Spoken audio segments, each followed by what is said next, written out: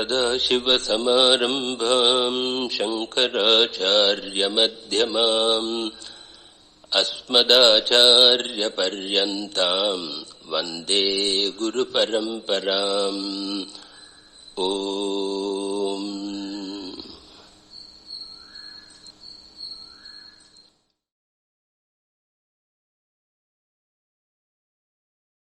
You are pure consciousness, the substance of the universe. The universe exists within you. Don't be small-minded. You are unconditioned, changeless, formless. You are solid, unfathomable, cool. Desire nothing. You are consciousness. That which has form is not real. Only the formless is permanent. Once this is known, you will not return to illusion.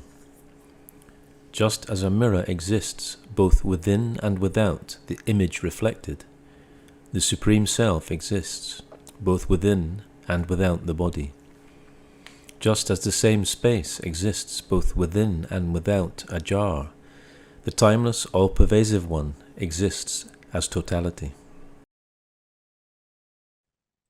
Is there a difference between the screen of consciousness and the observer? Are they two aspects of the same thing? Yes, consciousness can be there only if we have a Chidabhasa, reflected consciousness. Otherwise, there cannot be there an observer. So the substratum, which is Brahman, cannot be an observer, cannot be an experiencer of any kind of objects or any kind of senses. Because Brahman itself is the only absolute reality.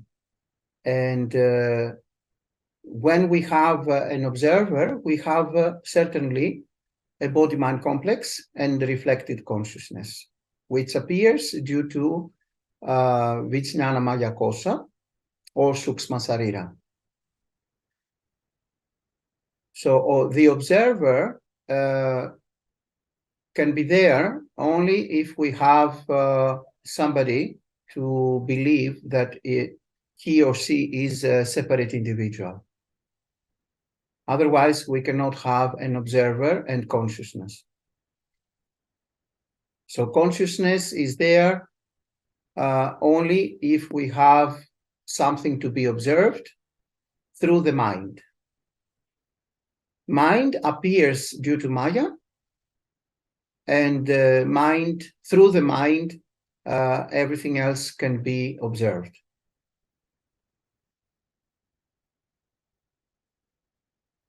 I don't know if you want me to elaborate more. Yes, I could use greater detail.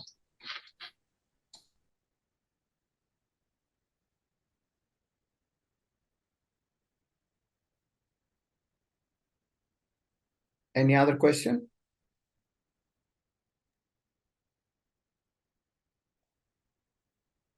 Cheryl just said she would like more details. That was all. We can go further by speaking about what is Brahman and what is not. Brahman is this substratum which upon it everything appears and disappears due to the power we call Maya. Maya is like a shadow in Brahman. Whatever appears due to Maya has, in reality, never had reality. It never had been something distinct from Brahman. So whatever appears and disappears is due to this power of Brahman called Maya. And Brahman, it cannot be an experiencer. So we call Brahman abhokta, which means non-bhokta, non-experiencer. We call also Brahman akarta, which means non-karta or non-doer. And when we have any kind of experiences, are all in the level of the mind. So Brahman cannot be an experienced object, cannot be objectified. Because Brahman is always there as the subject, as the true reality. And it is the true nature, the only true nature, the only true self with capital S. But again, to speak about Brahman, we need to have an apparent individual who will say all these things about Brahman. Brahman cannot speak about itself. Brahman is not a person, it is impersonal. Brahman cannot be objectified. Brahman is completely formless, shapeless, nameless, attributeless, unchanging, unmodified. And it cannot be an object of experience. It is always there as the true self with capital S. And it is revealed through the knowing principle. So if somebody wants to do meditation in order to experience Brahman, this is a great joke. A lot of people, they believe they will go to do meditation, to sit down and do meditation in order to find out Brahman or to experience Brahman. This reveals their total ignorance, because Brahman cannot be an experience. Brahman is always there as the true nature or the true self with capital S. So it is self-revealed, it is self-illumined, and it is always there. But because it does not have any attributes, it cannot be objectified.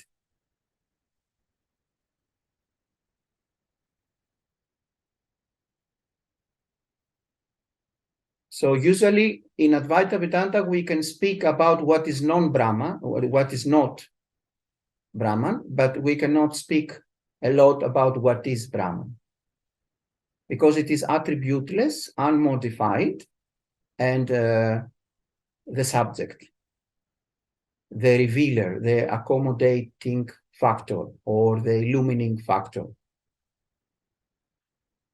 So all experiences are due to the mind. And that's why any kind of experiences, even if they are so-called exotic mystical experiences, or meditative experiences of any kind, or any kind of siddhis and riddhis, occult powers due to sadhana, spiritual practice, all of these are in the level of the mind. So anatma and mithya, non-atma and completely impermanent and not really true.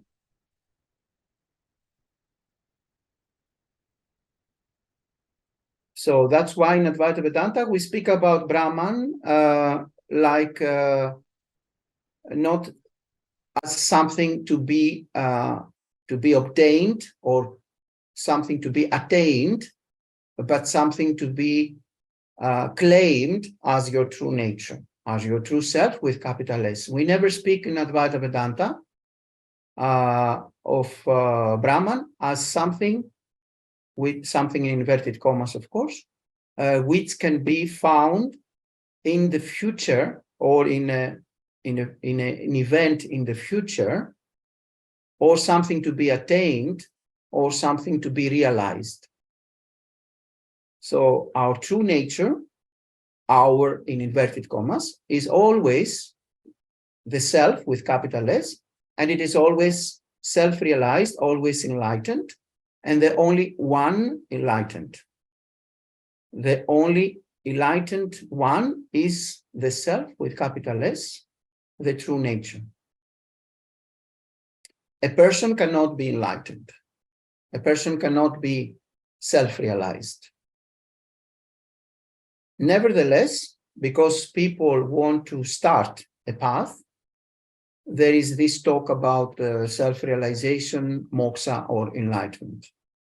Because people, they have the wrong notion that they are a body-mind complex or an individual identity. And thus, Advaita Vedanta needs to delete or to help people to delete this false notion and to overcome it by the teachings, through the teachings of the Upanishads, Advaita Vedanta. So for a jnani, there is no bondage, there is no slavery, and there is no individual, there is no body-mind complex, there is no samsara, and there is no nirvana, and there is no all these concepts. But all these concepts, they are very useful for a junior student. Very, very useful. And we start from these concepts and we go with them, with the junior students, until they are able to graduate from all these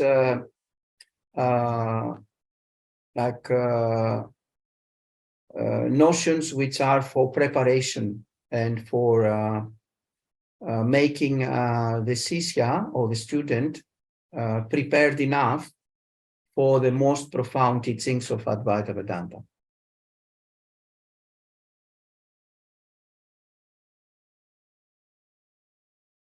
So our true nature is Nitya Mukta, eternally realized, eternally self-liberated, eternally enlightened. It doesn't need to be attained in a future event. It doesn't need to pursue enlightenment or self-realization or moksha, because first of all, there is nobody, there is no somebody in the first place. So who to attain self-realization, enlightenment, or moksha? But if you are on that level of low spiritual maturity, whereupon you believe that I am a body-mind complex or an individual who is a samsari, who is an unrealized one, then Advaita Vedanta says, all right, let's accept that you don't know your real nature, that you are an unrealized one, and we will walk together until you realize that what you are have never been an individual identity, but what you are is that Brahman itself, the only enlightened one, forever enlightened one, Nitya Mukta. This is the true nature and the true self with capital S. All the rest is just an illusion. And from that standpoint, all the teachings of even Advaita Vedanta are on the level of anatma or mithya, or something which is impermanent. But that, of course, that doesn't mean that they are not useful for junior students. Any questions? And then what about the observer? Where does the observer, so if the screen of consciousness, the substratum is Brahman, then where does the observer come in? Yes, the observer is the Chidabhasa, the reflected consciousness through the body-mind complex, through the Vijnana Maya Kosa, through Sukshma Sarira. It is this function that appears after somebody believes that he is an individual identity. But it is only due to Maya, due to the illusion. So whatever is observed is only forever and ever an illusion. Whatever is observed and can be an object of observation, it is on the level of the mind, always an illusion, always a lie. But the substratum, the illumining factor, the accommodating factor, or the revealing factor, is the only reality. Just like the screen in the cinema. What is really there as something concrete and solid can be only the screen. Whatever appears upon the screen is only a fleeting appearance and nothing more than that. And it is just due to the misconceptions and the illusions of the individual identity. And the same with whatever you see. Everything is anatma. Everything is names and forms. Nama and rupa are the Sanskrit terms. So just labels, just concepts that humans are superimposing on this substratum. And we can use the example of the ocean and the waves. There is no ocean and there are no waves. There is only water. Yet we are superimposing the names waves and ocean, when in reality, the essence can be only water. But we start to believe that there are waves and there is really an ocean, but they are only names and forms. The same with a golden ring. We say this is a golden ring or a ring, but there is no essence of a ring. There is no ringness. There is only goldness. So there is only gold, but yet we believe there is a ring. The same with an individual. We say this is Mary and this is George. But there we have only consciousness. There is no George and there is no Mary. Yet we accept that what we see as these two appearances, one female and one male individual appearance, we believe that it is true and they have inherent existence. But nothing which can be an observation, which can be an observed thing, can have inherent existence. It borrows its existence, its apparent existence, through consciousness. And the only reality is only consciousness. And mind has this capacity to present something as real. How it does this, how it is able to do this, through three functions. One is, we can call it utility. The other one we can call it experienceability, and the other one we can call it transactability. So we have Cyril is interacting with Andrew, and they both believe that there are two individuals in an apparent universe as part of an apparent universe.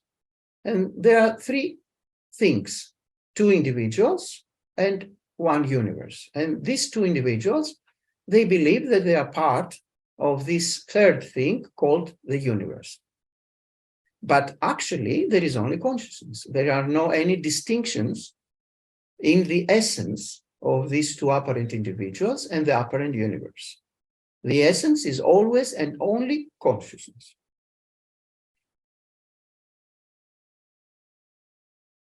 And when these two individuals, they try to interact, and let's say Cheryl is offering a beautiful ice cream to Andrew, and Andrew says, thank you. So this is a transaction that appears real.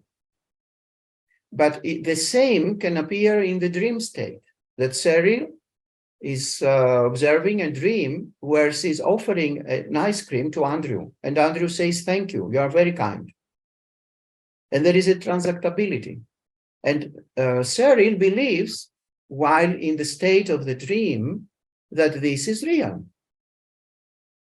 And if somebody will go there, a guru says to her, wake up, this is only a dream. It is not real. Cheryl will say, but I gave this ice cream to Andrew, and he said, thank you, you are very kind.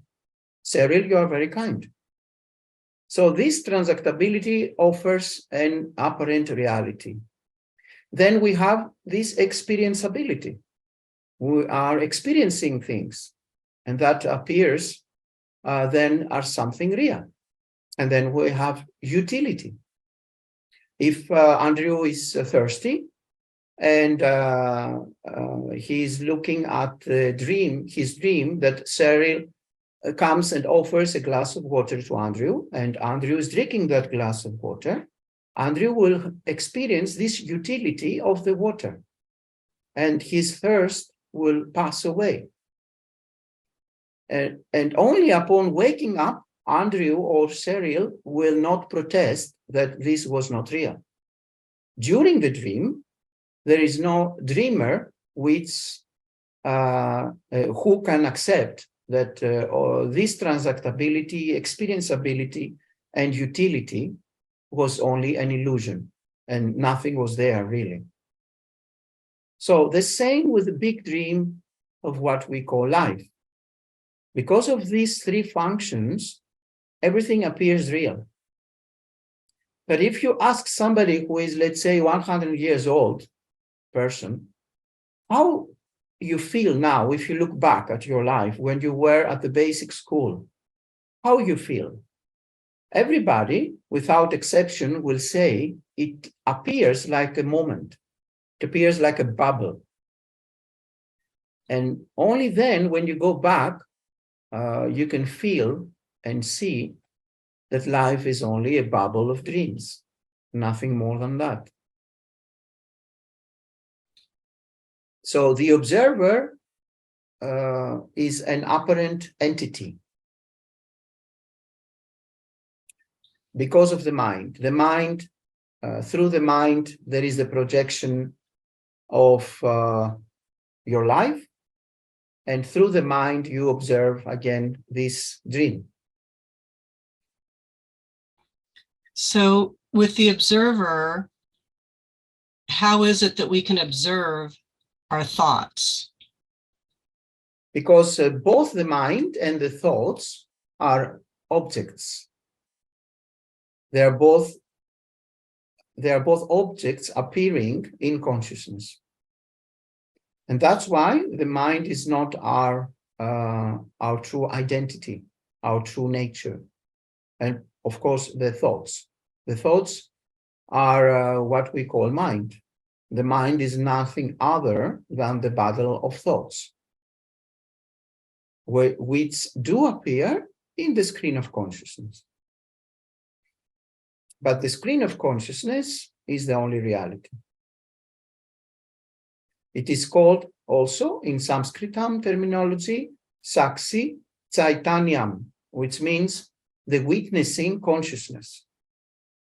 So if you were to remove the Saksi Chaitanyam, the witnessing consciousness, from each and every of your experiences or your perceptions, can be there something after that?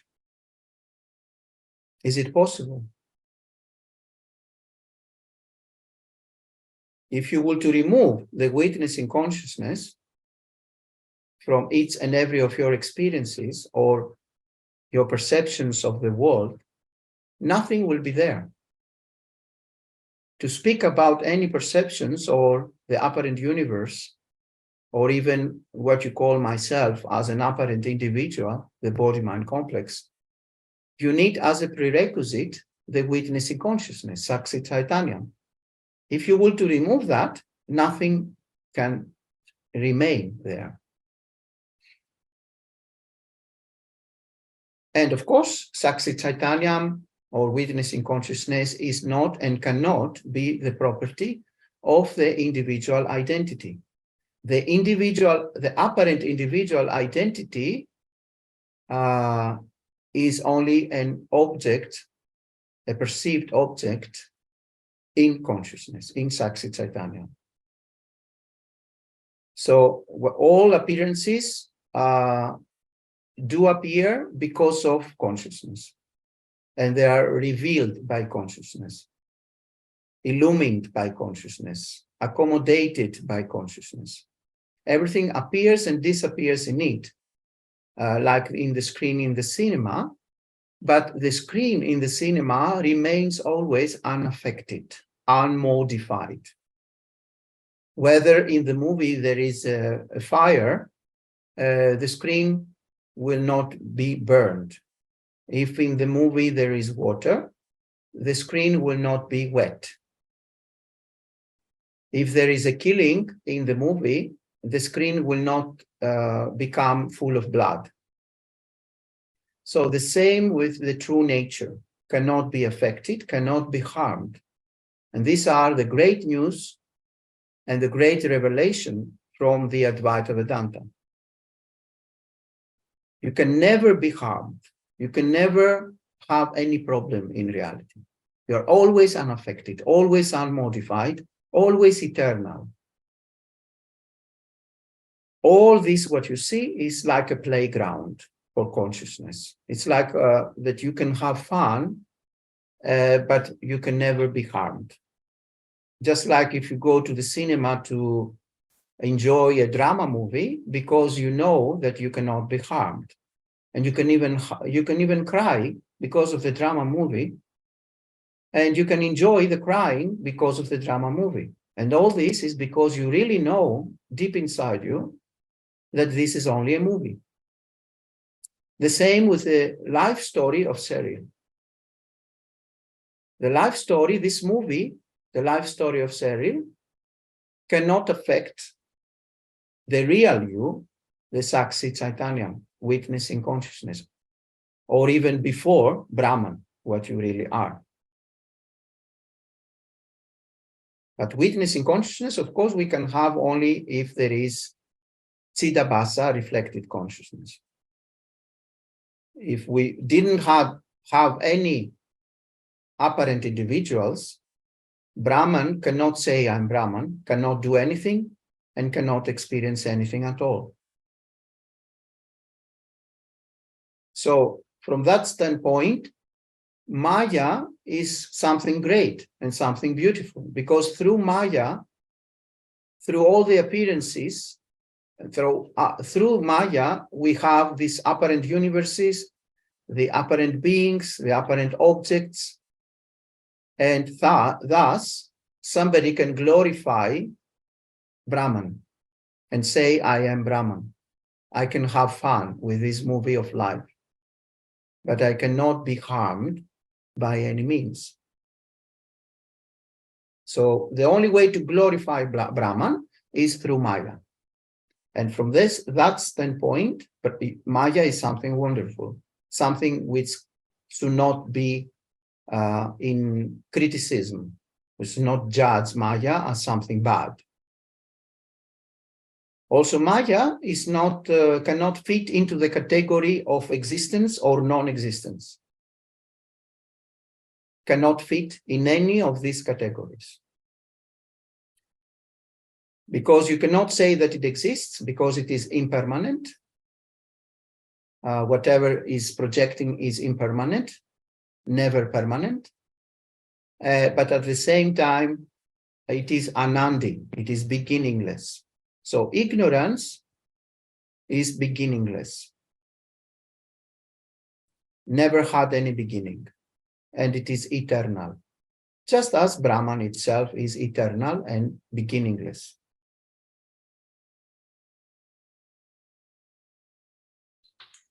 So does that mean that mind is all those things, beginningless and Maya? Yes. Whatever you see is mind, is Maya. Whatever you see is mithya, impermanent, appearing and disappearing. Borrowing its appearance, its illusory appearance, through the power of Maya, through the power of mind. Everything is mind. And through the mind, you can observe all these appearances. But you can appear, you can observe whatever appears and disappears, because all these appearances are borrowing its apparent existence through consciousness. And because consciousness is something real, the knowing principle, the eternal knowing is real, then that's why everything appears so real. The same in the dream, in the night. Everything appears so real because of consciousness. But actually, you know very well when you wake up that whatever you have had in your dream was just only an illusion.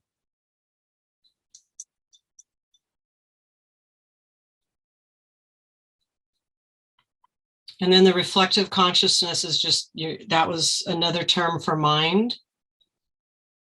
Reflected consciousness, not exactly, we cannot say exactly it is mind. Reflected consciousness is this capacity of the Sukshma Sarira to reflect the original consciousness, which is coming from Brahman. But mind is this function which gives, bestows the names and forms, all the labels and the concepts.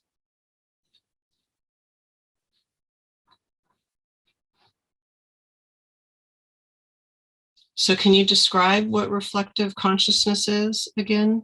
Yes, reflected consciousness is what appears as a knowing principle through the prism or through the filter of the individual identity. It's not the original consciousness, which is impersonal and the true reality. It is only a reflection, just as the face of Cyril in the mirror. The face of Cyril in the mirror, it may appear real and it may also move. If the face of Cyril is moving or smiling, this will appear also in the mirror, this smiling, isn't it? And it will appear real. But we know very well that the face in the mirror is not real. It is only a reflection. The same with a reflected consciousness in an apparent individual, an apparent body-mind complex, or an ego, or a person. All they appear, all the body-mind complexes, all the persons, they do appear because of the power of reflected consciousness. And even Isvara is reflected consciousness, God. And original consciousness is the only reality. All the rest are only reflected consciousness.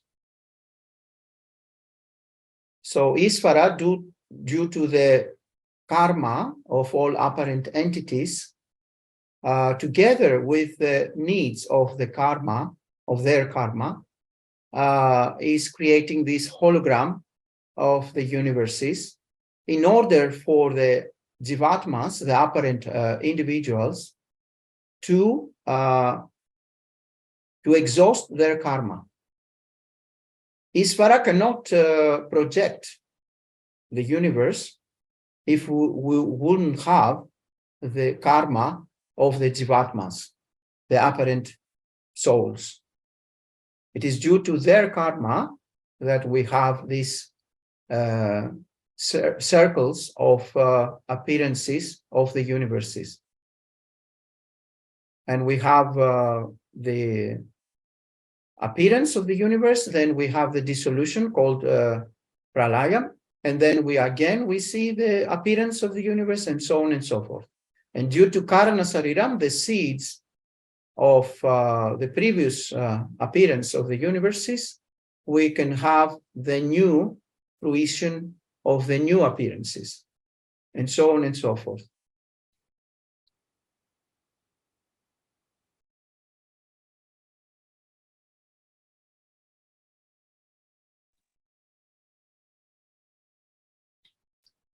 Thank you for that. Yes, you must remember that all these are very beautiful news, great news. You cannot be harmed. You are eternal. You are impersonal.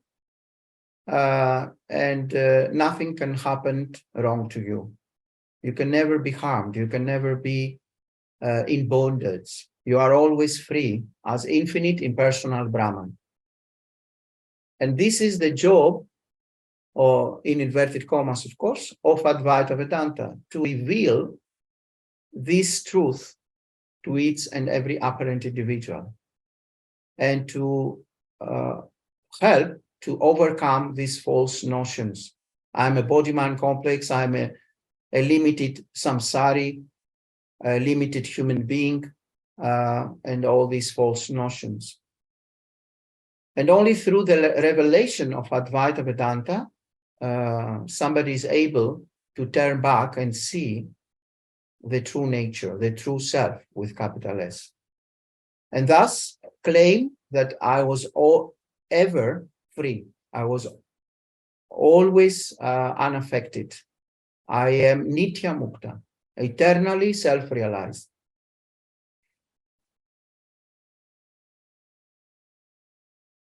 Any other questions? So actually back to the observer. So it seems like in books and a lot of Advaita teachers, it seems like that's one of the very first steps they always talk about, be the observer, watch your thoughts. Is that just like the very baby step, the first step, just so people will recognize, do you recognize those thoughts are separate from you? They're just arising. Is that the purpose of talking about the observer? Look, the concept of the observer comes usually from New Age circles or non-duality circles. And because they want to offer something easy to digest and to have a lot of followers, so they can sell their webinars, their retreats, their books, and so on and so forth, they are selling these kind of things because the ego wants not to struggle, not to make any effort or sadhana, spiritual practice, and not scriptural study with under the guidance of a competent guru who is part of an authentic guru parampara, an authentic lineage. So what they do, the non-duality so-called fake teachers and also Neo-Advaita and Neo-Vedanta, is to present very easy tricks or very easy practices which are very appealing to the lazy egos. So they say, do this and it is enough. We have, for example, Papaji, who said, just be quiet, it is enough. Be quiet and you don't need to do anything else. This is very appealing for the ego. The ego says, woo, amazing, that's very wonderful. I will do that and I'm finished with the so-called self-realization process. I don't need to study. I don't need to do scriptural study under the guidance of a competent guru and being a part of a guru parampara, an authentic lineage. I don't need to do sadhana, spiritual practices. I don't need to follow a moral and dharmic lifestyle. I will just be quiet. Papaji said that, so I will do that and it is enough. Some others, they try to stay all the time in samadhi, in absorption. This is also not enough, but it sounds very appealing to the lazy and sneaky egos. Some others, they try to be satisfied through asking like parrots all day long, who am I, who am I, who am I, who am I, who am I, who am I? And they believe, because this is what they were selling to them, the fake teachers, they believe that it is enough. Just ask, who am I? But of course, this will never be enough. And you will end up in misery, in suffering, in darkness, in ignorance, and of course, in confusion. Some others, they try to follow some YouTube videos or go once a year in a so-called retreat and having fun. And they believe that it is enough. Some others, they try to raise up the Kundalini from Muladhara chakra to Sahasrara chakra. And they believe that this is what we call moksha, or self-realization or enlightenment, the so-called yogic experiences. All these are on the level of the mind.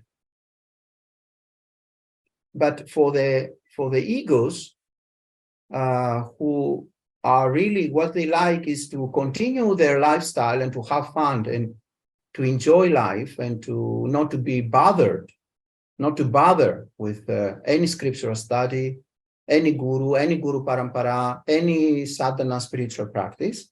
Of course, all these they sound very wonderful and very easy and very appealing. To be just an observer will never lead you anywhere. A lot of people, they believe that they are their mind and they are happy to believe that they are a soul and a mind, and they are very happy to just know that because they are a soul or an individual soul, that it is enough to observe their thoughts. But this is not self-realization. This is not enlightenment. This is not moksha. It will reinforce the false notion that I am an individual soul. It will pull you down into misery, into become more and more a samsari, an individual soul, an individual identity. Just to observe the thoughts cannot lead anywhere. Anyway you observe your thoughts. You say, have a thought to go for a coffee with my friend. Anyway you do that. But when a fake teacher is selling that as a practice, it appears very appealing to the sneaky ego.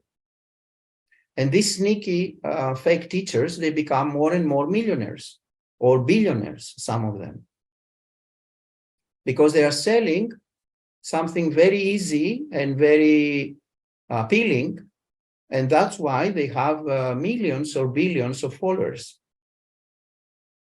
But if you go to a teacher, a real teacher, who will ask from you a lot of things to do and to struggle and to do a lot of efforts in scriptural study, in moral lifestyle, dharmic lifestyle, in a lot of sadhana, spiritual practices, and to do sravanam, mananam, and nididhyasanam, this kind of an authentic guru will never have a lot of followers, because actually this is not appealing for the sneaky and lazy ego.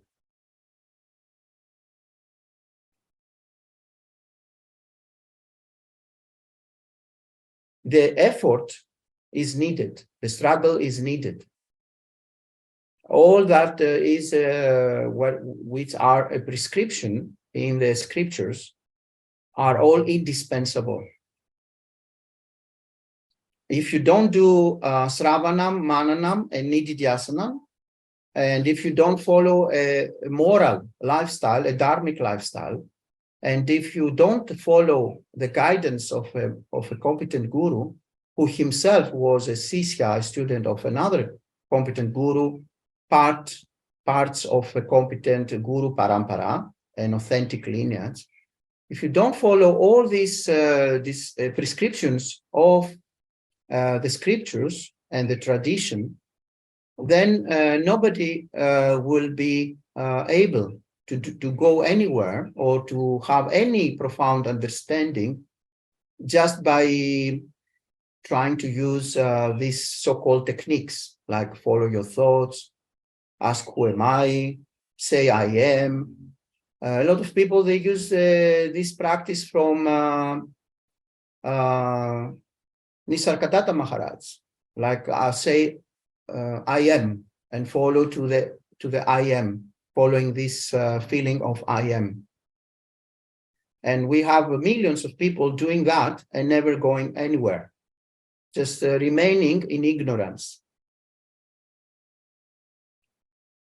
To say I am, there is no need, because otherwise you wouldn't experience that you are here. You don't need to say I am. You are I am all the time in eternity. To say I am or to try to focus on the I amness, it doesn't give any benefit. But of course, again, this is a very appealing technique. And millions of people, they're trying to do that or other such kind of techniques, so-called techniques. And they feel that one day they will attain moksha, self-realization, or enlightenment. My guru's guru, Swami Dayananda, he said when somebody asked him, they speak about this practice to ask, who am I, who am I, who am I? And Swami Dayananda, my guru's guru, said, like a joke, yes, of course it works. And the answer will come. I am a fool, I am a fool, I am a fool, I am a fool, I am a fool. Because, you know, the egos, they try to remove all the difficulty from the process of self-realization. Self-realization, of course, is there already in the true nature, in the true self with capital S. But it has to be revealed. It has to be the truth in the heart of your heart, not to be a gathering, a data gathering, like, yes, Nisargadatta Maharaj said that I'm Brahman, so I know it. Yes, but this is a very superficial knowing. The knowing and the understanding should be so profound that it is a permanent recognition and conviction that what I am is this Brahman, and there is no any doubt anymore. And this for many, many years, not even a second to have a doubt that, am I really Brahman? Or maybe I'm Cyril. And especially when there are very tough situations in Cyril's life, like something a very difficult situation, a very tragic event. Is Cyril this moment able to say, I'm Brahman? A death of transition of a beloved person, or losing of the career, or becoming completely broke, or completely sick with a deadly sickness. Are you able this moment to say, I'm Brahman? So we have all these phenomena. A lot of people, they say, I'm a spiritual person, I follow such and such teachers, I listen to their YouTube videos, and sometimes I visit their retreats. I buy their retreats, I buy their books, I buy their webinars, and I know I'm Brahman. And then suddenly a tragic event appears in their lives. And this moment, it is a revelation that nothing really was there as a realization, a true realization. Everything was just a gathering of informations. And of course, a true teacher will never charge anybody, even €1. Just like all the great masters were offering out of compassion and love, the teaching, so is today. The ones who are millionaires and billionaires, or the ones who just are charging and they do the teaching as a profession, as a job, they are just misleading people. And that's why we have all these phenomena in the West. We have spiritual bypassing, we have complete ignorance, darkness, confusion. A lot of people believe that in Advaita Vedanta you can do whatever you like.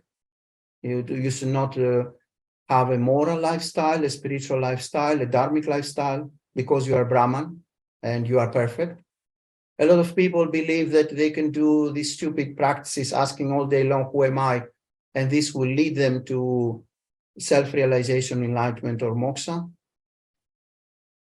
A lot of millions of people, they believe that Ramana Maharishi have created a Guru Parampara, or he was a member or a part of a Guru Parampara, but that was never the truth.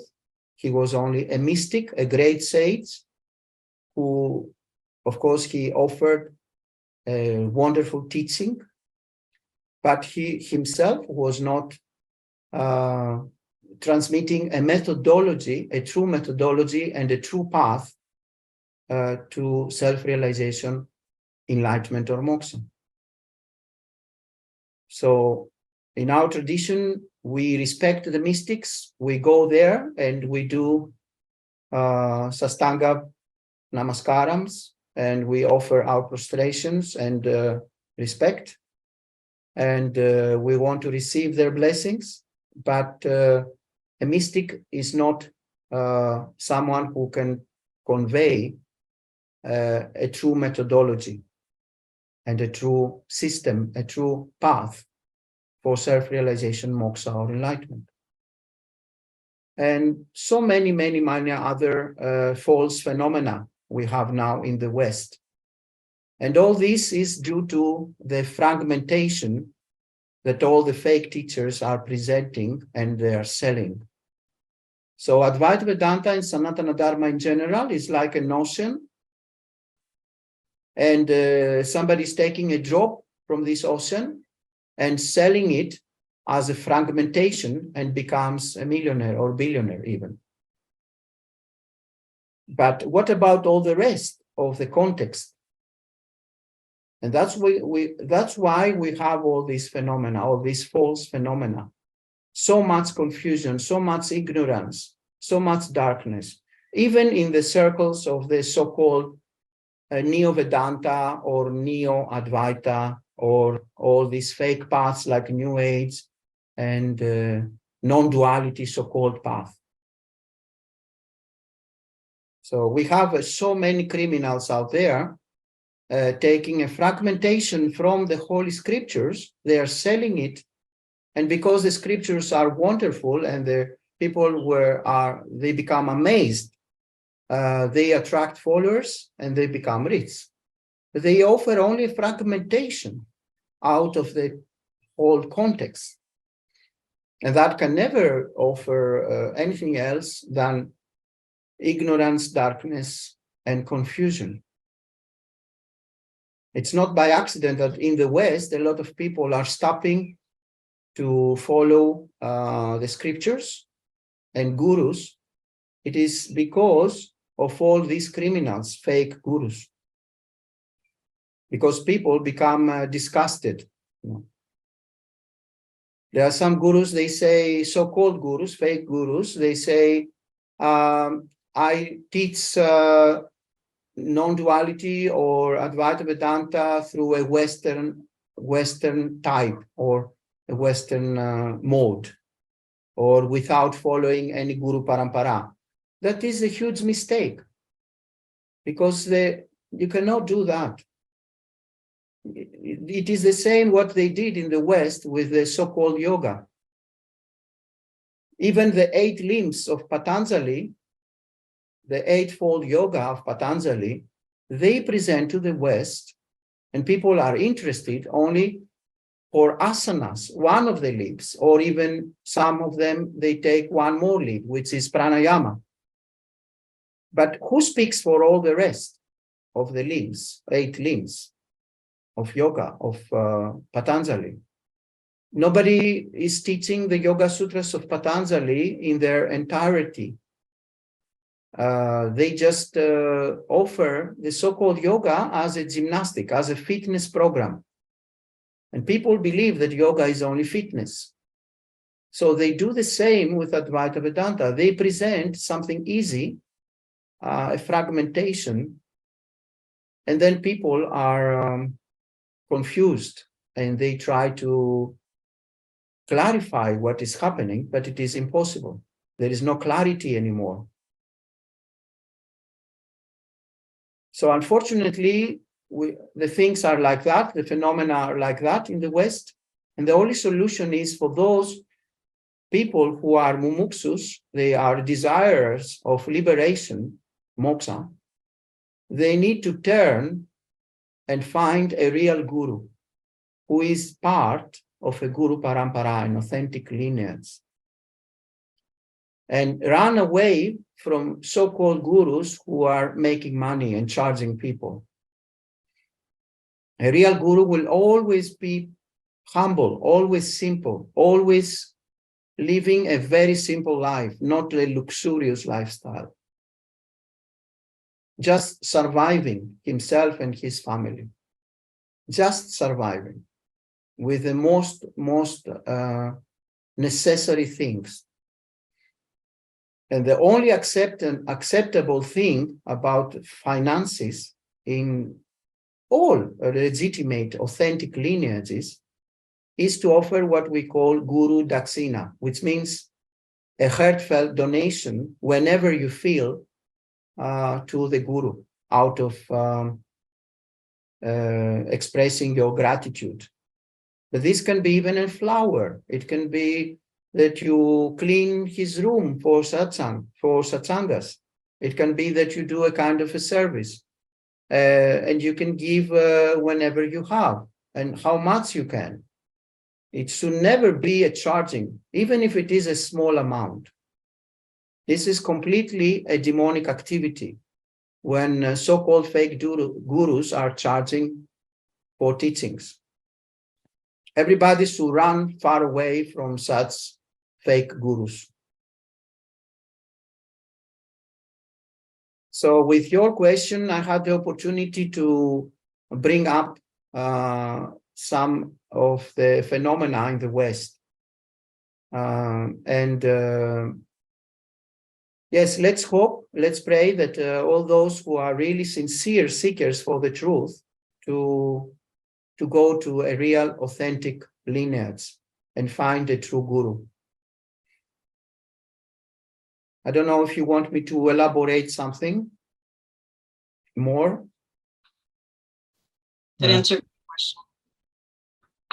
Yeah, it's nearly time to finish, I think. Yes, let's, Cyril, to continue another time, since the time is past. There's, yes. Cheryl's got private satsang on Tuesday, so. Good. Okay, so we can deal with your question on Tuesday. So namaste. Thank you for your participation. Namaste.